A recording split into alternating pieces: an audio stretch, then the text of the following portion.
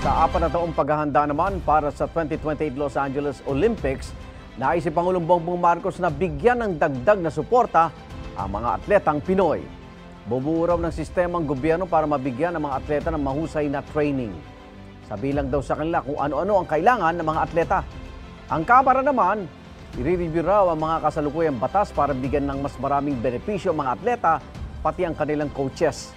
Sa dalawang nakalipas sa Olympics, Pilipinas ang nanguna sa medal tally sa mga bansa sa Southeast Asia.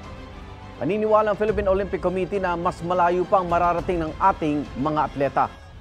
Susulong daw ng POC ang pagsali ng Pinoy athletes sa mas maraming international competition, pati ng pagkuha ng dayuhang coaches na huhubog sa kanilang kakayahan. We can hire from developed countries, more developed countries, for foreign coaches, no? and look at the result. We broke the record for 2 consecutive Olympics. We were #1 in Southeast Asia.